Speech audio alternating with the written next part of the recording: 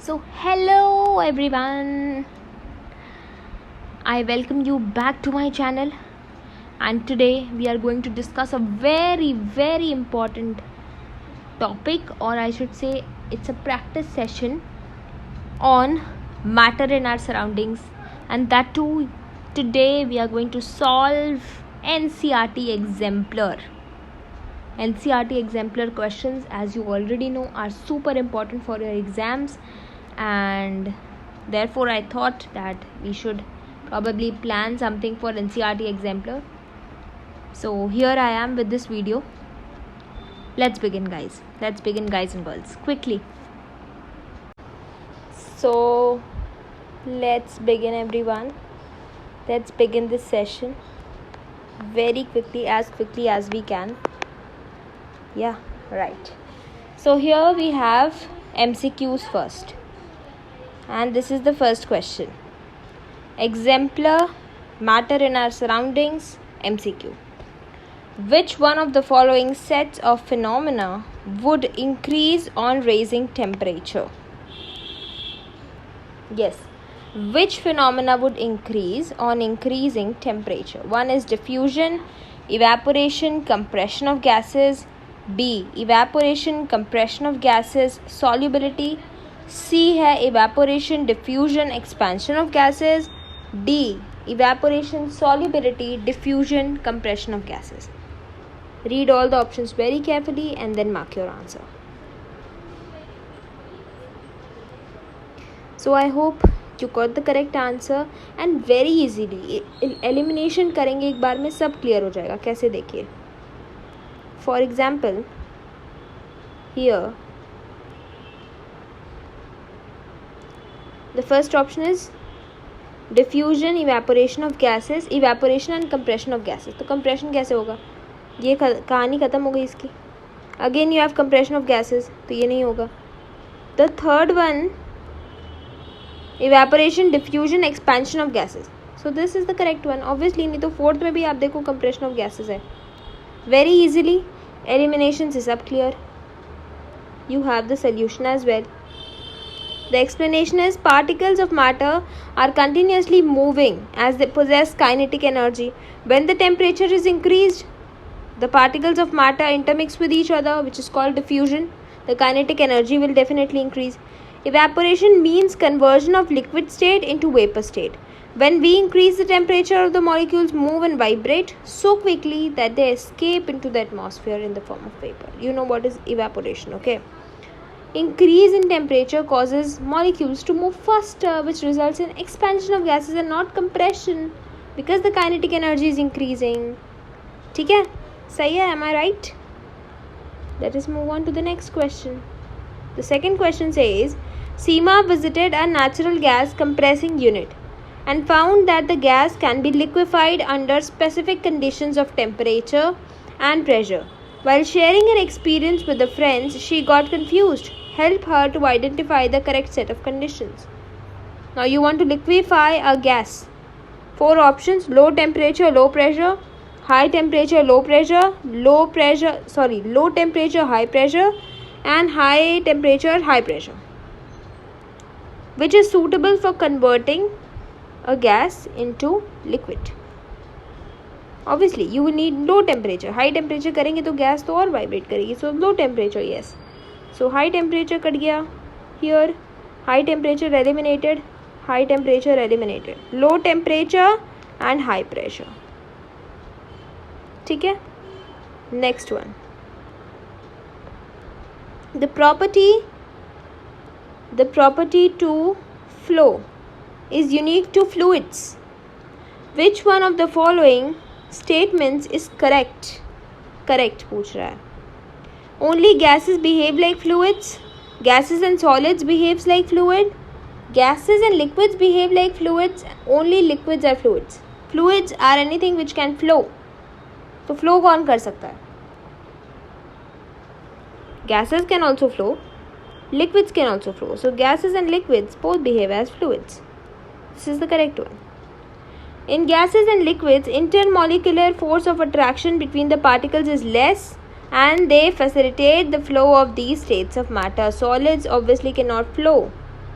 During summer, water kept in an earthen pot becomes cool because of the phenomena of what? Diffusion, transpiration, osmosis, evaporation. Due to which phenomena the water in the earthen pots is maintained at a cooler temperature? किसकी वजह से? Diffusion की वजह से, transpiration की वजह से, osmosis और इवेपोरेशन. आई थिंक आंसर समझ में आ गया होगा. ट्रांसपिरेशन तो प्लांट्स में होता है, right? Evaporation, osmosis, diffusion. The answer is evaporation. Why evaporation? Now please listen to the explanation. The explanation is very important. इसलिए मैं लिख के ये evaporation, I mean जो explanation है, I've got the explanation in written format. Evaporation of water through pores of earthen pot reduces temperature of the immediate surroundings. क्यों? क्योंकि जो earthen pot है उसमें छोटे छोटे बहुत minute pores होते हैं. जिन pores में से क्या होता है? water droplets का evaporation. This makes the water cool after some time. Movement of water through plants and evaporation through its aerial parts जैसे कि leaf, this is called transpiration. Diffusion is the movement of a substance from an area of high concentration to an area of low concentration. This is diffusion. और वही चीज़ अगर एक semi permeable membrane के through होगी, that is called osmosis, right? So this is the difference between all the four options that you must know. Next, a few substances are arranged in an increasing order of forces of attraction between their particles. Which one of the following represents a correct arrangement? Increasing order of forces of attraction. So when forces of attraction increases, gas से liquid होगा, तो liquid से solid होना चाहिए. This is the basic that you should no. अब यहाँ gas से liquid से सॉलिड कौन सा हो रहा है? You check it. The third option very quickly, oxygen, water and sugar. Water air wind नहीं होगा, एयर शुगर ऑयल नहीं होगा, सॉल्ट शुगर ये भी नहीं होगा. Then oxygen, water and sugar, because this is gaseous, then this is liquid and this is solid. Very easy, right? I think the questions are very good and you should always practice the exemplar because there you will find good questions. ठीक है, you have been given the explanation which we can read once. The intermolecular force of attraction is less in gases than liquids and solids. Solids have higher intermolecular attraction compared to liquid. In the answer, oxygen is a gas which has lesser intermolecular attraction than water and then a crystalline solid which is sugar. Increasing order में करना था, so you should read the question very carefully. Correct, incorrect, not क्या पूछ रहा है, increasing, decreasing. अब यही काम decreasing order में हो सकता है. So you should better pay attention to the question as well as its options. Okay. Now the next question. This one here. On converting 25 degrees Celsius, 38 degrees Celsius and 66 degrees Celsius to Kelvin scale, the correct sequences of temperature will be very simple. If you know the simple conversion, you will be able to easily make out कि कौन सा option सही है. 25 degree will be 25 plus 3. Oh, sorry. It's not 373, it's 273. 298 first one should be. तो ये तो वाला eliminate हो गया, C option. 38 degree will be 38 plus 273. This is the method how you do it. So this will be 311 Kelvin which is here. और बाकी तो बाकी इसमें 300 है, 300 right?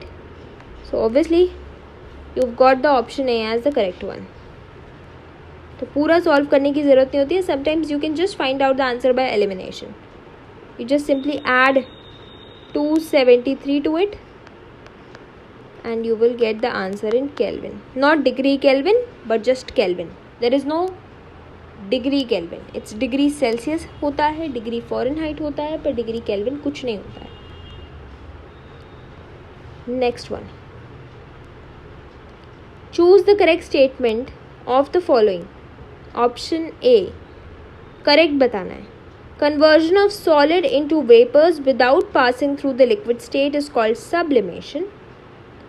Option B.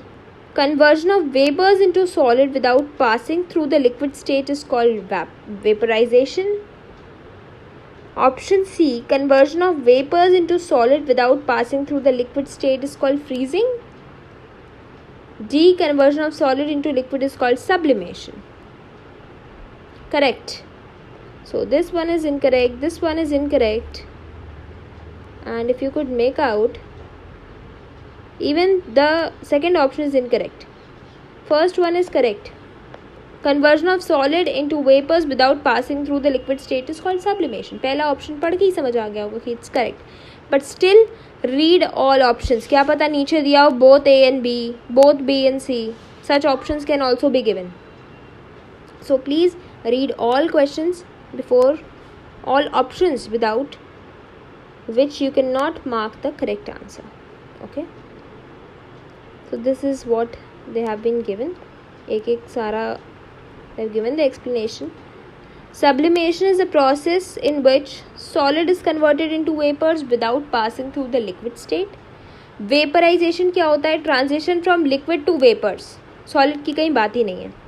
Conversion of liquid to solid at substance freezing temperature is called freezing. This is the difference which you should already know, so that you mark the correct thing.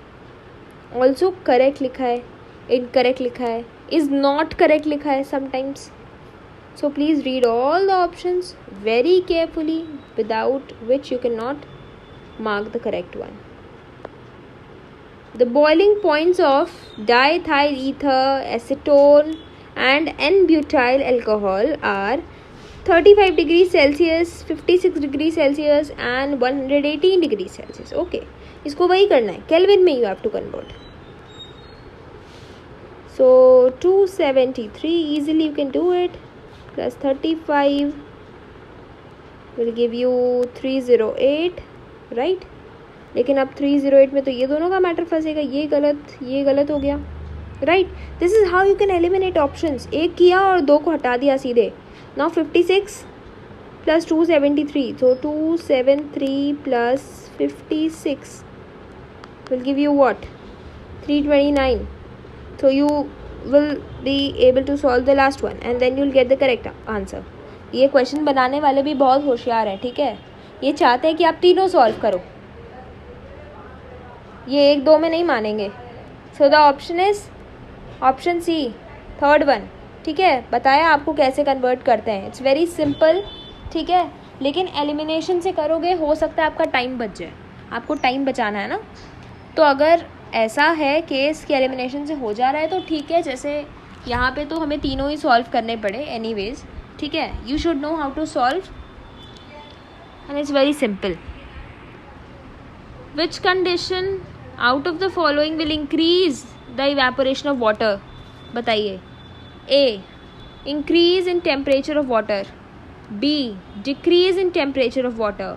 C, less exposed surface. हमें evaporation को बढ़ाना है. You have to increase the evaporation. तो क्या करना चाहिए? Less exposed surface area कर देना चाहिए. Adding common salt to water, उससे इवेपोरेशन तेज हो जाएगी. क्या करना चाहिए? Yes everyone, I hope you are writing the correct answer as well as you are paying attention to the explanation as well. बहुत ज़रूरी है जो explanations हैं उनकी तरफ भी आप बहुत ज़्यादा ध्यान दें. उनमें से भी आपको questions मिल सकते हैं. That is why explanation को मैंने एक written format में रखा.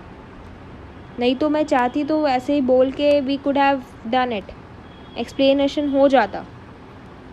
But please pay a lot of attention to what the explanation is, as well as please write your answers. Mark yourself. Mark correct or incorrect. Then calculate your score कि आपको इस chapter में कितना समझ में आया है, and just comment down your score in the comment section below so that even I can see if your score is improving or not. If you require any help, please reach out to me through the comment section. Okay? So आया समझ में? क्या answer है? बोलो, बताओ भाई, किसको समझ में आ रहा है? लेस एक्सपोज कर देंगे तो इवेपोरेशन बढ़ेगा. आपने किसी भी ड्रेस को आप जाते हो धूप में फैला के आते हो, धुलने के बाद क्या करते हो? उसको ड्राई आउट करते हो ना सन में, तो कैसे करते हो? उसको स्ट्रेच करके करते हो या कंप्रेस करके करते हो? टेम्परेचर बढ़ेगा तो क्या होगा? टेम्परेचर बढ़ेगा तो इवेपोरेशन बढ़ेगी. तो कॉमन सेंस है, हमारे मॉलिक्यूल्स और जल्दी इवेपोरेट करेंगे. Increase in the temperature of water increases the kinetic energy. Again I think last video में भी मैंने आपको टेम्परेचर और काइनेटिक एनर्जी का रिलेशन बहुत अच्छे से समझाया था. Am I right? I think we discuss 2 to 3 questions on this. This concept is very important. Temperature बढ़ेगा, काइनेटिक एनर्जी बढ़ेगी, which will make more particles to attain enough energy and they will escape in to the vapour state. Liquid से vapour में convert हो जाएंगे. This is how. जब गर्मी ज़्यादा होती है तो हमारे कपड़े जल्दी सूखते हैं, राइट? और अगर हम कपड़ों को बहुत ज़्यादा स्ट्रेच करके फैला के सुखाते हैं तो वो जल्दी सूखते हैं. रेनी सीजन में हमारे कपड़े बहुत टाइम लगाते हैं सूखने में क्योंकि वेदर ह्यूमिड होता है, राइट? हवा बहुत तेज़ चल रही होती है तो भी हमारे कपड़े बहुत अच्छे से और बहुत जल्दी सूखते हैं, राइट? सो प्लीज़, जितनी बातें अभी मैंने बोली है सभी बातों पे क्वेश्चन आएगा. लास्ट वीडियो में आई थिंक डिस्कस भी किया था मैंने इस पे एक question, conditions of evaporation. Please इस पे ध्यान देंगे. On the other hand, the exposed surface is also responsible for evaporation. Higher the exposed surface, higher will be the evaporation. यही तो मैं बोल रही हूँ. When common salt is added to water, then the surface is occupied by solvent as well as non-volatile solute particles. This makes the escaping tendency decrease evaporation. नमक डाल दोगे तो evaporation कम हो जाएगा. Hence option B, C, D will decrease evaporation. Whereas increase in temperature will increase evaporation. बात समझ में आई? I am paying a lot of emphasis on such questions, conceptual questions, and that too from NCERT Exemplar, which is a very important book for you to solve. Okay? Please stay very attentive during the class. Whatever explanation, whatever I am speaking, if you find it important and I am emphasizing on that, please note it down in your notebook. Make a dedicated notebook for this subject. Please. कहीं पे भी लिख के कहीं पे भी नहीं छोड़ देना. It will help you in your exams. Next question. Which of the following conditions will distance between the molecules of hydrogen gas would increase? कौन सी कंडीशन में डिस्टेंस हाइड्रोजन गैस के मॉलिक्यूल्स का बढ़ जाएगा? Option A, increasing pressure on hydrogen contained in a closed container. Close container में hydrogen gas है, उस पर हम प्रेशर लगाना शुरू कर दें तो हाइड्रोजन मॉलिक्यूल के बीच का डिस्टेंस बढ़ जाएगा. ऐसा है क्या? Second, some hydrogen gas leaking out of the container. Third, increasing the volume of the container of hydrogen gas. Fourth, adding more hydrogen to the container without increasing the volume of container. Distance को बढ़ाना है, you have to increase the distance. अब इसके बाद options पढ़ो and then make out. You want to increase the distance between molecules of hydrogen. कैसे बढ़ेंगे? Increasing pressure, pressure बढ़ाने पे मॉलिक्यूल के बीच का डिस्टेंस बढ़ेगा. हाइड्रोजन गैस लीक करे, वॉल्यूम बढ़ा दें या और गैस ऐड कर दें. अच्छा, मैं कहती हूँ प्लीज़ पूरा क्वेश्चन पढ़ो, पूरा क्वेश्चन पढ़ो. कितनी बार बोलती हूँ? देखो, असली ऑप्शंस ये हैं. बुद्धू बन जाते हैं अगर नहीं पढ़ते पूरा. देखो, असली ऑप्शंस ये हैं, इधर आओ. ABCD 1 and 3, 1 and 4, 2 and 3, 2 and 4. 1 and 3, 1 and 4, 2 and 3, 2 and 4. Which is the correct option? सोचो, समझो, पॉज करो, write your answer and then I'm going to tell you. I'm just waiting for 1, 2, 3 seconds. Okay, let me tell you. Okay, here I am. Increasing pressure कभी नहीं बढ़ेगा molecule के बीच का distance. ना close container में pressure बढ़ाओगे तो distance कम ना होगा. सो 1 is not correct. So here 1 वाले सारे ख़त्म हो गए. ये 1 वाला ख़त्म हो गया, ये 1 वाला ख़त्म हो गया. या तो 2 and 3 या 2 and 4, या 2 and 3 या तो 2 and 4. एक सेकंड रुको, आई एम सॉरी, ये होता रहता है. 2 and 3, 2 and 4. 2 देखो, some hydrogen gas leaking out of the container, ये हो सकता है. इंक्रीजिंग द वॉल्यूम, ये भी हो सकता है. एडिंग मोर हाइड्रोजन गैस, अगर और हाइड्रोजन गैस ऐड कर देंगे विदाउट इंक्रीजिंग द वॉल्यूम तो डिस्टेंस तो कम होगा. तो क्या लगता है? According to me it's 2 and 3. ये देखो, I find this as correct. Option number C. दिमाग से सॉल्व करना है, पूरा क्वेश्चन पढ़ना है. C, what is the correct one? 2 and 3. To increase the intermolecular interaction, either volume of hydrogen gas should be reduced or the container's volume should be increased. या तो हम गैस कम कर दें या कंटेनर बड़ा कर दें. By increasing the pressure or by adding hydrogen without increasing, उसी डब्बे में, उसी सिलेंडर कंटेनर में और हाइड्रोजन ऐड कर देंगे तो क्या होगा? ये तो इंटरमोलिकुलर अट्रैक्शन क्या होगा? बढ़ जाएगा. स्पेस कम कैसे होगा? डिस्टेंस होगा. Water under study was found to boil at 10. Okay, इसको छोड़ो, leave this. I hope you get whatever I am speaking. समझ में आ रहा है ना? Is it clear everyone? थोड़ा सा कॉमन सेंस यूज़ करेंगे. Read all options, read all options. अभी नीचे नहीं देखे होते तो फिर गड़बड़ हो जाती. 2 of the options are correct. Okay, next we come on to the short answer questions. This is NCERT exemplar that we are solving. Let me reiterate, and we have already done the MCQs. Now we are on the short answer type questions. I request every one of you to sit with a notebook and a pen, pause and write. Once you have completed the chapter, then only you come on to this video.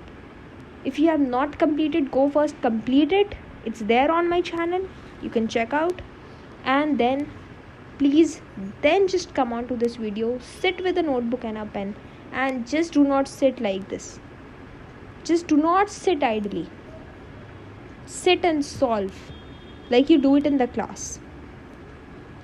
A sample of water under study was found to boil at 102 degrees Celsius at normal temperature and pressure. Is the water pure? Will this water freeze at 0 degrees Celsius? Comment. Now whatever you find suitable, please write it down. मैं एक बार question समझा देती हूँ. A sample of water under study was found to boil at 102 degrees Celsius at normal temperature and pressure. Normal temperature, normal pressure पे हम लोग थे और हमने पाया कि एक स्टडी में जो पानी रखा गया था वो 102 डिग्री पे बॉईल करता है. सवाल ये है, इज़ द वाटर प्योर? क्या ये पानी शुद्ध है, प्योर है? Will this water also freeze at 0 degree? क्या ये वाटर जो है 0 डिग्री पे फ्रीज करेगा? Comment. What ever you find suitable, please right it down. I am again waiting for 2 to 3 seconds to pause you, to pause this video and then write it down. I hope it's done. I hope you have written. Okay, I cannot wait for much longer because I don't want this video to be unnecessarily longer. आपको जहाँ जितना pause चाहिए, you can just pause it and try it yourself.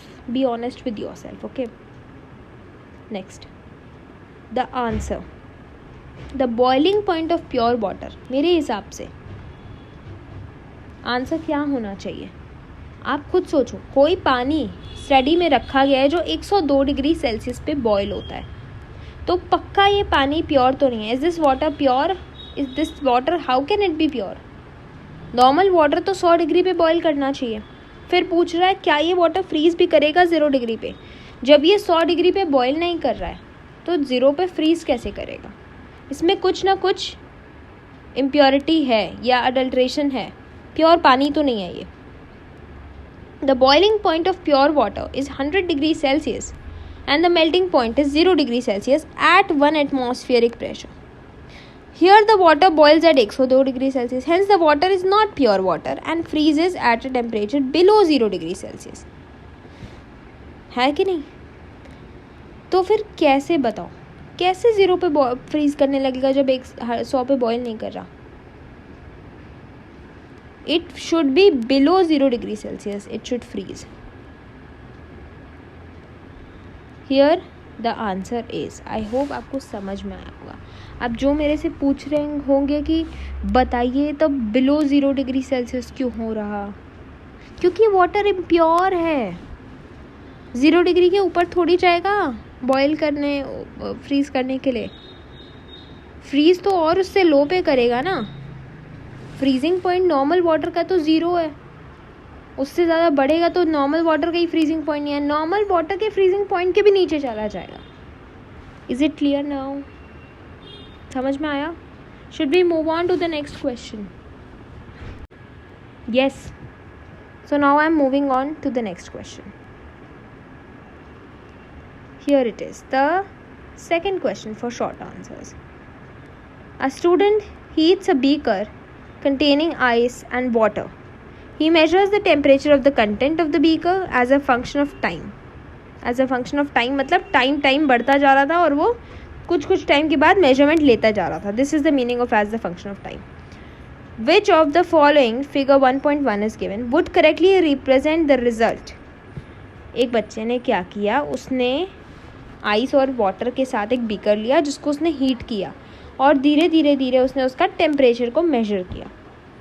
अब बताइए इसमें से सही कौन सा है?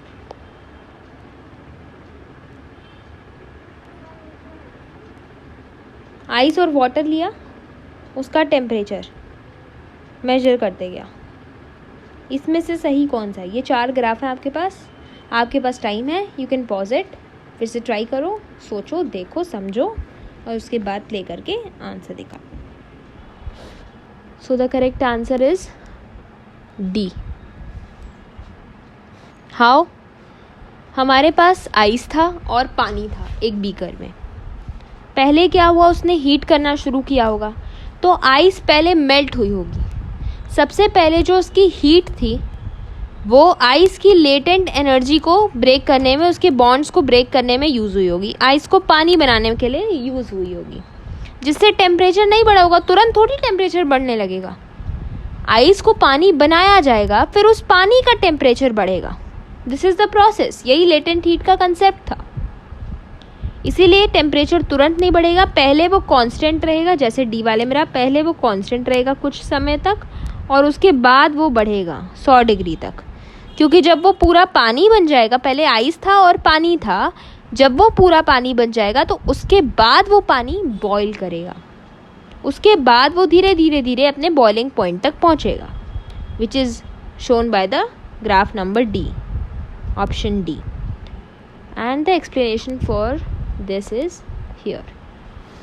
Because at the start of the experiment, the temperature of the mixture would be 0 as water and ice will be in equilibrium. दोनों का temperature same रहेगा. Then when the students start heating initially, latent heat will be utilized to melt the ice. पहले ice पानी बनेगा. Then the temperature did not increase for a certain amount of time. जब ice पानी बन रहा होगा, इस दौरान टेम्परेचर नहीं बढ़ेगा. When students heat the mixture further, the temperature of water will increase gradually to the boiling point. Here's the concept. And this one is very, very important question for your exams. You can mark it important. And अगर explanation में कोई problem है, you can rewind and listen to the explanation once again. Okay? I will again suggest you, if you are not writing, then it will be a major issue for you. Please pause and try. Please. सिर्फ बैठ के कथा की तरह video को नहीं देखना. Like I am narrating a story. I am not going to narrate any story. These are question practice videos. In case you are not paying attention, you are not solving the questions, these videos will find no use for you. आपके लिए किसी काम के नहीं होंगे ये videos. सो आपको अगर इनका मैक्सिमम बेनिफिट चाहिए तो आपको मेरे साथ प्रैक्टिस करना पड़ेगा. और प्रैक्टिस भी आप तब करेंगे जब आपके सारे कंसेप्ट्स क्लियर होंगे, which is what it is. So please don't waste your time. If you are here and if you want me to narrate a story, the explanation part is already over. You can check out my channel and please practice. If you are here, if you are attending this class, please practice. Otherwise, please go and revisit the concepts if you are not able to solve questions. Next is the fill in the blanks. Okay. Fill in the blanks. Question number 1. Evaporation of a liquid at room temperature leads to a dash effect. B. At room temperature, the forces of attraction between the particles of solid substances are dash than those which exist in gaseous states. Just solve all the questions, then we'll discuss the answers all together. C. The arrangement of particles is less ordered in the dash state. However, there is no order in the dash state. Very simple question. I hope everyone can do it. Question D. Dash is the change of solid state directly into vapor state without going through the dash state. E. The phenomena of change of a liquid into gaseous state at any temperature below its boiling point. Mind you, below its boiling point is called what? All 5 questions, the answers are here. Cooling, stronger, liquid gaseous, sublimation liquid and evaporation. कोई discuss करना है?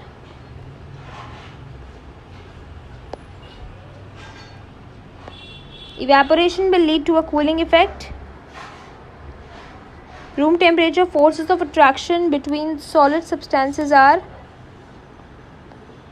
greater. Obviously, forces of attraction will be greater. Arrangement of particles is less ordered in the liquid state and then the gaseous state.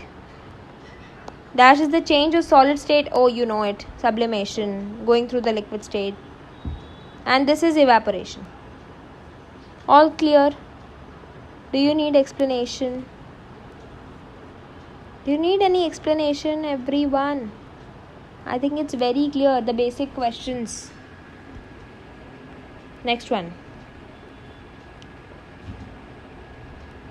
Match the physical quantities given in the column A with their SI units given in column B. SI are the standard units. A. Pressure. Pressure will be matched with what? SI unit is Pascal. B. Temperature is Kelvin. C. Density. Density is kilogram per cubic meter. I think कोई doubt नहीं होना चाहिए. Density is mass upon volume. So mass की unit होती है kg, volume की होती है cubic metres. D and E, मैंने दोनों आंसर लीक कर दिए, डी और ई. सी बता दिया तो डी और ई भी बता दिया. Absolutely clear I guess. कोई समस्या, दुख, तकलीफ कुछ होगा नहीं. राइट. Next question. फिर से एक मैच द कॉलम आ गया है. देख रहे हो, हर वैरायटी के क्वेश्चंस हैं. So again you have to match the non SI and SI units of some physical quantities. अच्छा, इस बार एसआई और नॉन एसआई दोनों हैं. Given in column A and column B, you match it. Physical और physical quantity नहीं बताई गई है, एसआई और नॉन एसआई दिया हुआ है. Please match. डिग्री सेल्सियस किससे मैच होगा? ए is going to be Kelvin. B is going to be meter. Gram per centimeter cube. C. Kilogram per meter cube. Right? D bar. Pressure की है ना pascal, E milligram kilogram. Simple sorted. हर variety के आपको questions मिल रहे हैं। Please आप कुछ भी छोड़ के नहीं जाएंगे। इजी लगे डिफ़िकल्ट लगे, please at least look at the information, the explanation, और उसके बाद अपना आंसर अपने नोटबुक में लिखिए, सो दैट रिविज़न के टाइम आपको ऐसा ना लगे आपने क्वेश्चंस प्रैक्टिस नहीं किए हैं, कहीं आपकी कोई कमी रह गई है। Okay, because these days trend क्या चल रहा है कि जितने एग्ज़ाम्स हैं, हायर लेवल के, लोअर लेवल के, सभी एग्ज़ाम्स बहुत डिफ़िकल्ट आ रहे हैं। और डिफ़िकल्ट भी है, टफ़ भी है, उन्हीं के लिए हो रहे हैं जिनकी प्रैक्टिस एप्रोप्रिएट नहीं है। ओके, आपने देखा होगा the board exams papers for class 10th, for class 12th, even they have raised their standards. So as of now, please prepare for it accordingly. Practice hard. ये नहीं सोचना है कि यार ये तो नहीं आएगा, it's okay, what is the need of solving exemplar questions? Exemplar questions have a high probability of coming in exams. थोड़ा सा भी एग्जामिनर को लगेगा कि क्या बनाऊं, he or she will directly choose questions from exemplar. ये इम्पॉर्टेंस है, so please don't skip this video and please solve them. Also please subscribe to the channel so that you do not miss any updates which is meant for you, which is important for you. If you are in class 9th, class 10th, or even in any of the lower classes like 6th, 7th or 8th, please subscribe to this channel. It will be beneficial for you as well as for your juniors and seniors. You can recommend this channel to them as well. Okay, let us move on now. Here you are given a lot of explanation. If you want, you can take the screenshot of it. I think it's very easy and I've already explained, so there is no point of wasting any much time. Okay, I think you've already done. Question 16. Osmosis is a special kind of diffusion. Comment. Please pause and try. Please, very important question. Important, very important. Again, solve. I hope you are done. You've paused and tried. Now look at the explanation. Diffusion in liquids and gases is the movement of particles from the high concentration to the low concentration. Osmosis is the movement of particles from the low concentration. Oh, कुछ गड़बड़ लिखा है इसमें. Wait. It's basically the movement of solvent particles from high concentration to low concentration through a semi-permeable membrane. This movement happens due to diffusion. Hence, osmosis is a special kind of diffusion. ठीक है, osmosis भी वही है, but it's basically the movement of water और the movement of the solvent particles, okay, from high to low concentration. Is it clear? Solvent अगर high से low concentration है तो सॉल्यूट लो से हाई कंसंट्रेशन होगा, which is what they are saying. उनके हिसाब से सॉल्यूट पार्टिकल्स का मूवमेंट होता है low to high. Even that is okay, but solvent का मूवमेंट होता है basically, and that too through a semi-permeable membrane, which is the most important term of this definition. This happens due to diffusion, and osmosis is a special kind of diffusion. Osmosis कुछ और नहीं है, but it's a special kind of diffusion. Okay. So now let us move on to the next question, and here it is. Classify the following into osmosis or diffusion. ये osmosis है, ये diffusion है, आपको बताना है. First is swelling up of a raisin on keeping it in water. B, spreading of virus on sneezing. C. Earthworm dying on coming in contact with common salt. D.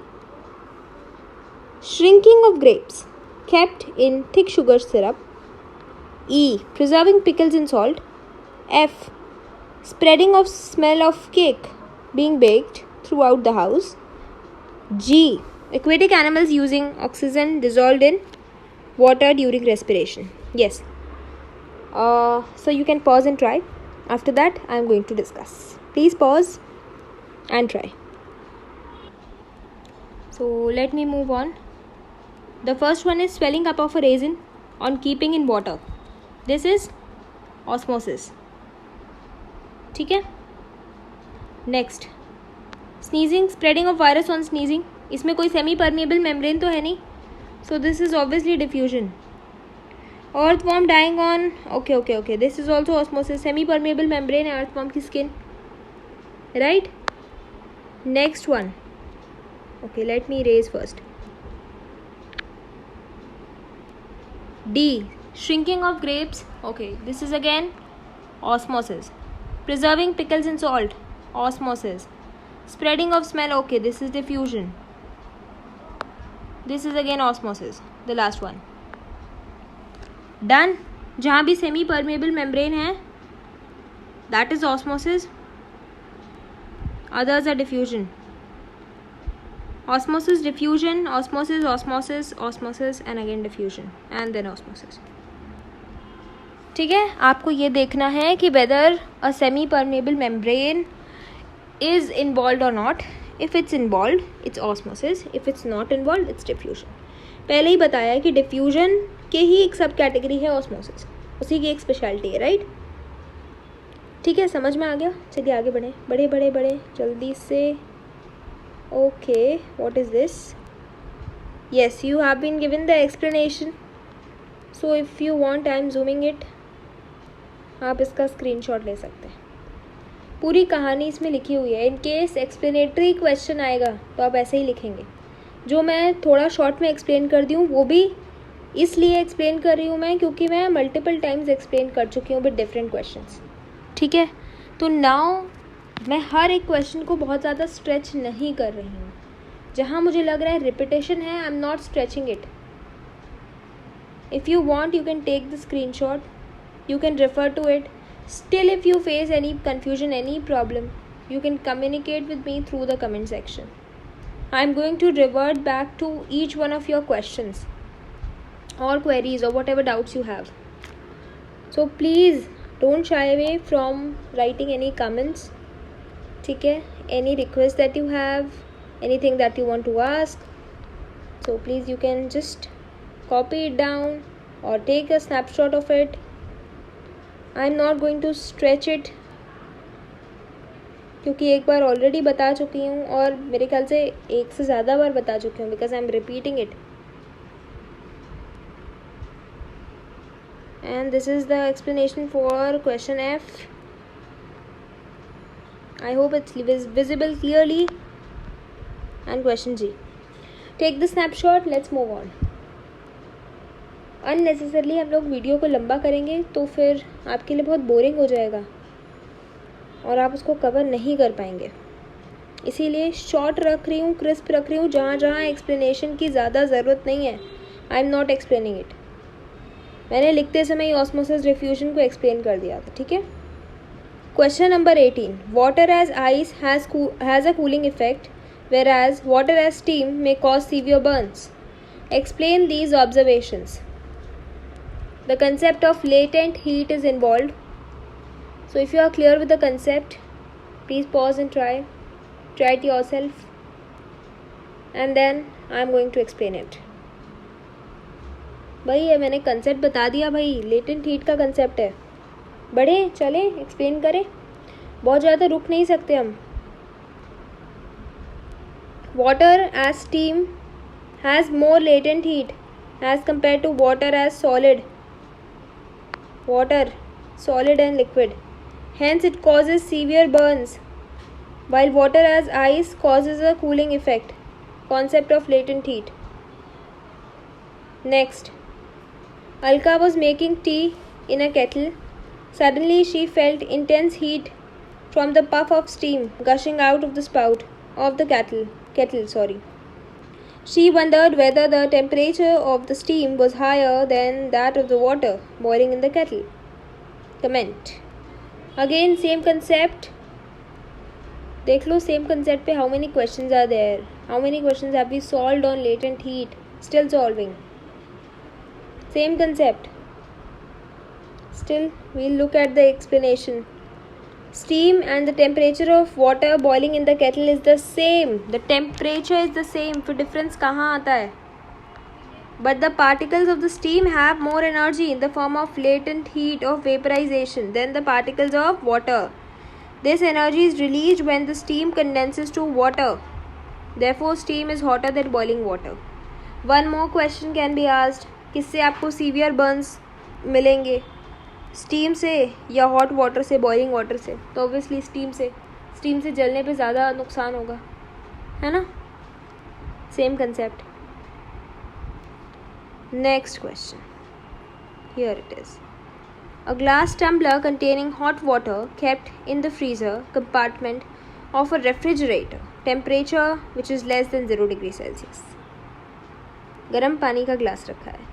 If you could measure the temperature of the content of the tumbler, which of the following graphs would correctly represent the change in temperature? फिर से graph वाला question. ये दूसरा graph वाला question है जो हमारे सामने आया है. सोचो, टेम्परेचर टाइम कैसे वैरी करेगा? गर्म पानी का ग्लास आपने फ्रीज़र में रख दिया है जिसका टेम्परेचर 0 डिग्री से कम है. अब पानी जो उसमें रखा है उसका टेम्परेचर कैसे वैरी करेगा? तुरंत टेम्परेचर डाउन हो जाएगा. एक बार देखना, ये हॉट वाटर है. अब बताना टेम्परेचर कम होगा, 0 से भी कम हो जाएगा, स्ट्रेट अवे 0 से कम हो जाएगा, क्या होगा? या टेम्परेचर कम होकर बढ़ जाएगा? ये तो सबको समझ में आ रहा है ना कि ये नहीं होगा. अब एलिमिनेट कर पाएंगे? आई होप कर लिया होगा. ग्राफ है, देखिए. पहले टेम्परेचर कम होगा, आइस बनेगा, वाटर एकदम 0 डिग्री तक आएगा, फिर वाटर आइस में चेंज होगा. यहाँ पे टेम्परेचर में कोई चेंज नहीं आएगा. Water will change to ice and then ice का टेम्परेचर कम होगा. Water will cool initially until its temperature reaches 0 degree. After reaching the freezing point, temperature will remain constant until the water becomes ice. After that point, it would decrease again. Again, the concept of latent heat. Latent heat of fusion, latent heat of vaporization. How many questions are we going to solve, and that will make you realize that this concept is super duper important. Next, look at figure 1.3, which is already shown here. Okay. And suggest in which of the following vessels A, B, C or D the rate of evaporation will be the highest. देख लो 1, 2, 3, 4 किसमें evaporation अच्छी होगी? A, B, C and D is the closed vessel. Evaporation किस में अच्छी होगी? D तो closed है, सी तो सरफेस ही कम है. ए और सी में बताओ किस में इवेपोरेशन अच्छी होगी? सी देखो फैन के नीचे है और इसका फैन से डिस्टेंस ज़्यादा है, तो सी की अच्छी होगी ना इवेपोरेशन. देखो, because evaporation increases with an increase in surface area with an increase in wind speed. यही बोला ना, दो concept. Hence the rate of evaporation will be the highest in vessel number C.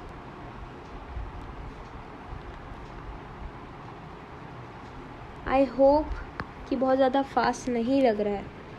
ठीक है, बहुत फास्ट तो नहीं हो रहा है, समझ में आ रहा है. I hope so. कहीं कोई डाउट, कोई परेशानी हो, प्लीज़ कम्युनिकेट. ठीक है. Okay, question number 22. बहुत ज़्यादा एम्फेसाइज नहीं कर रही हूँ. सेम वैरायटी के क्वेश्चन, वैरायटी डिफरेंट हो रही है but concept is the same. Conversion of solid to vapor is called sublimation. Name the term used to denote the conversion of vapor to solid. बताओ. Conversion of solid state to liquid state is called fusion. What is meant by latent heat of fusion? Used to denote the conversion of vapor to solid. Should we move on? Yes, let's go. Deposition is the term. Vapor से solid भी आता है.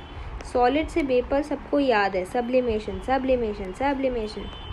Vapor से अगर solid आ जाए तो deposition. Important.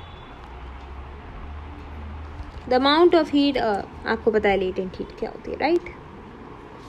Right. I hope. नहीं पता, snapshot ले लो. बता दिया latent heat of fusion vaporization how many times. long answer questions. So finally MCQ हो गए, short answers हो गए, long answers. I think exemplar के last part पे हैं. Congratulations to everyone जो अभी तक बैठा है, पढ़ रहा है. You are provided with a mixture of naphthalene and ammonium chloride by your teacher. Suggest an activity to separate them with well-labeled diagram. आपको एक naphthalene मिली है और एक ammonium chloride मिला है. सोचो, डायग्राम बनाओ, पॉज करो, ट्राई करो. Come on everyone, pause and try. Pause. Try. Let's go on. Diagram बना लेना, मैं बता देती हूँ. Just make the diagram yourself. Naphthalene is a non-polar compound which will not dissolve in water. Similarly, ammonium chloride is a polar compound which is soluble in water. Naphthalene is volatile at room temperature, whereas ammonium chloride is volatile at high temperature. So what you should do is, the mixture of naphthalene and ammonium chloride can be separated by the decantation of aqueous mixture. Naphthalene remains undissolved in water, it's not soluble, so it can be taken out in a funnel. The filter rate of ammonium chloride should be evaporated to obtain the dry ammonium chloride. Very simple. Simple. समझ में आ गया? Property देखो. Whenever you are asked the questions about separation of mixtures, go with the properties. उनकी क्या property? Ammonium chloride is volatile at high temperature, whereas naphthalene is volatile at room temperature. Also, naphthalene is insoluble, whereas ammonium chloride is soluble. बस इसको इस्तेमाल करो. Right? So you should know the properties. Next, diagram बना लेंगे. If you have any doubts, I'm going to share the picture of the diagram as well. कोई problem हो जाएगी तो मैं डायग्राम का एक पोस्ट में पिक्चर शेयर कर दूंगी. Done. Yes, question 24. It is a hot summer day. Priyanshi and Ali are wearing cotton and nylon clothes respectively. Who do you think would be more comfortable and why? Yes, I think we have discussed this in the previous video probably. शायद कुछ MCQ था इसके ऊपर, right? हाँ, मुझे याद आ रहा है MCQ ही था जिसमें मैंने बोला था ये कॉमन सेंस का क्वेश्चन है. कौन कंफर्टेबल होगा यार? अली की तो बैंड बज जाएगी. नायलन के कपड़े पहने हैं इसने, क्या दिमाग है? नहीं. Priyanshi is wearing cotton clothes, तो इसकी जान बच जाएगी. Hot summer leads to a lot of sweating. Cotton absorbs moisture, whereas nylon will not absorb moisture as efficiently as cotton does. Hence, cotton absorbs the sweat faster than nylon does. Evaporation of moisture from the cotton cloth will give a cool feeling or a cooling sensation, especially when the wind blows. Hence, it can be considered that Priyanshi will be more comfortable in summer days. और अली के लिए एक suggestion ये रहेगा कि वो nylon के कपड़े छोड़कर कॉटन कपड़े पहने. राइट? सिंपल, बस एक्सप्लेनेटरी था. एक्सप्लेनेशन का if you want you can take the screenshot here. Please be very quick. If you want to wear your favorite shirt to a party, but the problem is that it is still wet after a wash, what steps would you take to dry it faster? ये तो हो सकता है कईयों के काम भी आ जाए, right? मुझे तो ऐसा ही लग रहा है. कई बार ऐसा होता है नहीं कि आपको कहीं पहन के जाना है और अभी तो सूखी ही नहीं है, इट्स स्टिल वेट. क्या करना चाहिए? इवेपोरेशन वाला कंसेप्ट यूज़ करना चाहिए. और क्या करना चाहिए? देखिए, drying of clothes is due to the process of evaporation. तो आप क्या कर सकते हैं? फ़ैन के नीचे रख दीजिए, विंड स्पीड बढ़ा दीजिए, सरफेस एरिया बढ़ा दीजिए, spread it on the hanger which will increase the surface area. So this is how you are going to explain. You should know all the conditions of increasing the rate of evaporation. उसी को base ले लेके आप explain करो. Dry the T shirt in sunlight, iron the shirt, heat will increase, है ना. 4 तरीके आपको पता है. You know the 4 factors on which evaporation depends. So this is how you can explain. Now explanatory skills अच्छे होने चाहिए. Please take a snapshot and zoom it in. Or you want me to read out? Do you want me to read out? Okay, dry the shirt under a fan with high speed. With an increase in the speed of fan, water vapors will move away. This decreases water vapor in the surroundings, which will increase evaporation, and the shirt gets dried faster. Next, spread the shirt on the hanger, which will increase the surface area. Increase in the surface area makes the shirt dry quickly. Dry the shirt in sunlight. Because of high temperature, water will evaporate faster and it will get dried easily. Or iron the shirt. Again, heat wala concept. Next question. Comment on the following statements. Evaporation produces cooling. Rate of evaporation on an aqueous solution decreases with increase in humidity. सब discuss किया है. Sponge though compressible is a solid. ये अच्छा है. But please you pause and try. After that we are going to discuss. We are almost at the words of ending. So please honesty बनाए रखें. Solve करते रहें. Sitting habit भी बढ़ेगी आपकी long hours तक और आपकी प्रैक्टिस अच्छी हो जाएगी. Let us move on. सबने लिख लिया होगा. हाँ तो बताइए. Evaporation causes cooling. When a liquid evaporates it takes latent heat. जब ये इवेपोरेट होता है तो क्या होता है? ये लेटेंट हीट को ले जाता है ऑब्जेक्ट से. जिस ऑब्जेक्ट को ये छुएगा उसकी लेटेंट हीट को ले जाएगा. फिर क्या होगा? This will make the object cooler. Hence evaporation will cause cooling. When there is an increase in humidity, water vapor in the atmosphere will be more. Hence atmosphere और ज़्यादा water vapor accept नहीं करेगा, which will decrease the process of evaporation. Sponge की कहानी कही जाए तो sponge is a solid because it has definite shape and volume which does not change until you press it. It has minute pores in which air is filled. When you press it, it passes out through the pores. This makes it compressible solid. Solid के compressible होने का मतलब ये शक की बात नहीं है कि वो solid है कि नहीं. ठीक है, वो solid ही रहेगा. Right? चलिए आगे बढ़ें. 27. Why does the temperature of a substance remain constant during its melting point or boiling point? Easy peasy. बताइए. वही कंसेप्ट है कि नहीं? जल्दी पॉज करिए, जल्दी लिखिए फटाफट से.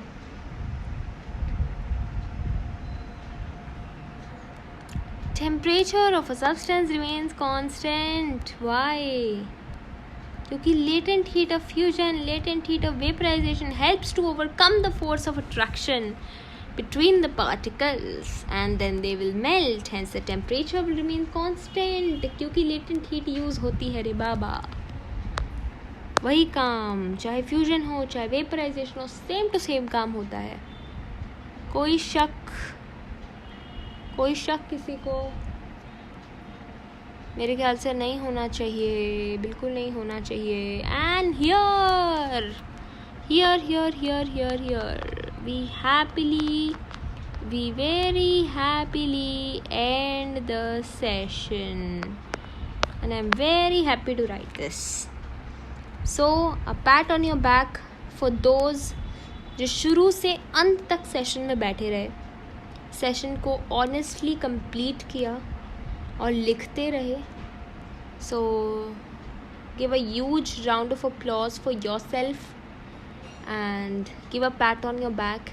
बहुत अच्छी बात है कि आप इस एज में इतने सीरियस हैं, इतने डेडिकेटेड हैं towards your studies, and you have completed this video successfully.